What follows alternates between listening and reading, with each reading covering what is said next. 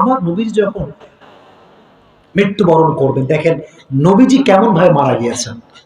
নবীজির ইন্তেকালের পূর্বে নবীজির প্রচন্ড পরিমাণে জ্বর, এত জ্বর যে নবীজির কপালটা লাল হয়ে গিয়েছে।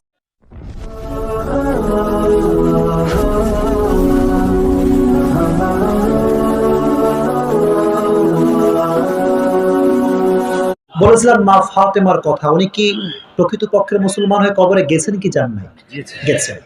এবং আসেন এবার ওনার বাবার কথা বলি, নবী মুহাম্মদুর রাসূলুল্লাহ সাল্লাল্লাহু, দুরূদ শরীফটা এত স্লো বললে হবে, সাল্লাল্লাহু আলাইহি ওয়াসাল্লাম। আমার নবীজি যখন মৃত্যুবরণ করবেন, দেখেন নবীজি কেমন ভাবে মারা গিয়েছেন। নবীজির ইন্তেকালের পূর্বে নবীজির প্রচন্ড পরিমাণে জ্বর, এত জ্বর যে নবীজির কপালটা লাল হয়ে গিয়েছে। নবীজি জ্বরে একবার একাত হয়, একবার ওকাত হয়, প্রচন্ড পরিমাণে নবীজির জ্বর। যেই দিন নবীজি মারা যাবেন, সাহাবা একরামরা কান্না করছে, নবীজির জামাতারা কান্না করছে, নবীজির স্ত্রীরা সবাই কান্না করছে। সবচেয়ে বেশি যেই মেয়েটি কান্না করছে সেই মেয়েটার নাম হচ্ছে ফাতেমা। মেয়েটার নাম কি? সবচেয়ে বেশি কান্না করছে।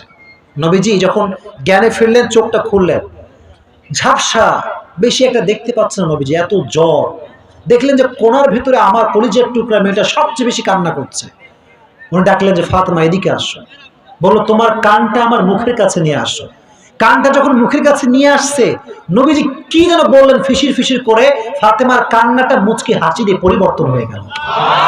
দূর থেকে আম্মা যেন আয়েশা দেখছেন, কি ব্যাপার ফাতেমার কান্না থেমে গেল কেন? ফাতেমাকে ডাকলো, ফাতেমা কি ব্যাপার, তোমার কান্না থামলো কেন? তুমি না একটু প্রচুর কান্না করছিলা। ফাতেমা বলে যে আমার আব্বা জান এমন কথা বলেছে, আমার সমস্ত দুঃখ কষ্ট হালকা হয়ে গিয়েছে। কি বলেছে তোমার আব্বা বলো?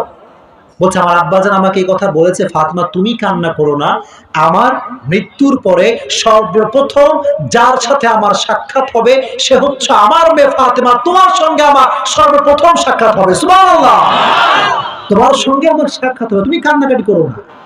নবী যখন মারা যাবেন, ঠিক সেই দিন ফজরের নামাজের পরে আজরাইল আসছে এবং ফেরেশতার নাম হচ্ছে জিব্রাইল। দুইজন ফেরেশতা আসছে।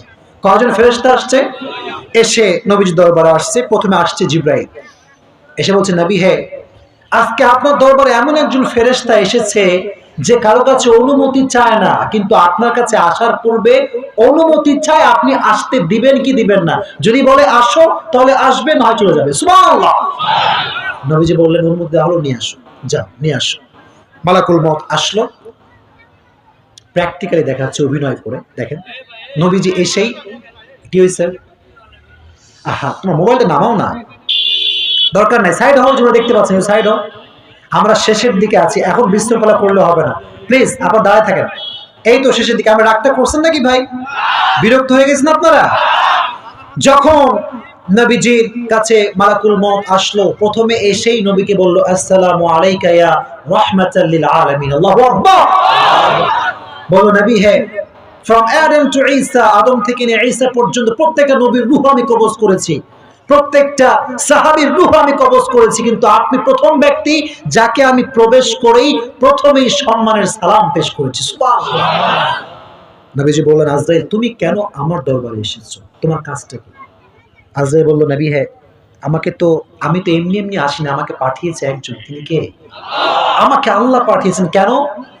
নবী আল্লাহ আমাকে পাঠিয়েছেন আপনার রূহ কবজ করবার জন্য, বাট আপনার অনুমতি আমি চাই, যদি আপনি অনুমতি দেন তবে রূহ কবজ করব, না হয় আপনাকে নেওয়া ছাড়াই আমি আজরাইল আল্লাহর কাছে ফিরে যাব। কি কথা, মৃত্যু অনুমতি চায় যে আমি আসবো কি আসবো না। সেদিন আমি তারিক জামিলের বয়ান শুনছিলাম, আমার খুব পছন্দের মানুষ। উনি বলছিলেন যে जहां मौत भी पूछ कर आती है उस हस्ती से प्यार ना करे तो किससे प्यार करे। যেখানে মৃত্যুটা অনুমতি চেয়ে আসে, তাকে না ভালোবাসলে আমি মেসি এবং নেইমারকে কেমন করে ভালোবাসতে পারি? আমার ভালোবাসা হচ্ছে নবী মুহাম্মদুর রাসূলুল্লাহ সাল্লাল্লাহু আলাইহি ওয়াসাল্লাম। নবী যখন মারা যাবেন, এক্স্যাক্টলি তার পূর্ব মুহূর্তে তার যে স্ত্রী ছিল আয়েশা রাদিয়াল্লাহু তাআলা আনহা, তাকে ডাকলেন, ডেকে বললেন হে আয়েশা, তোমাকে যে আমি অনেকগুলো স্বর্ণের টুকরা দিয়েছিলাম, কয়েক টুকরা স্বর্ণ, সেগুলো কোথায়? কোথায় রেখেছো স্বর্ণগুলো? আয়েশা বলল, নবী হে, অনেক যত্ন করে সুন্দর করে রেখে দিয়েছি। নবীজি বললেন, যাও নিয়ে আসো, এক্ষুনি এই মুহূর্তে সবগুলো সদকা করে দাও। পরে সদকা করে দাও। আয়েশা বলল, রসুল এগুলো সদকা কেন করব? থাক না এগুলো। রসুল বললেন, আয়েশা, আমি রবের কাছে এমন অবস্থায় যেতে চাই না যে অবস্থায় আমি কয়েক টুকরা স্বর্ণের মালিক থাকবো। আল্লাহু আকবার। আমি এরকম ভাবে মরতেই চাই না, সব সদকা করে দাও। ওমরে ফারুক একদিন রসুলের ঘরে আসছেন, একটা কুঠির ঘর। আমাদের ঘর তো বিশাল শান শৌকতের ঘর, নবীজির ছোট্ট একটা কুঠির ঘর।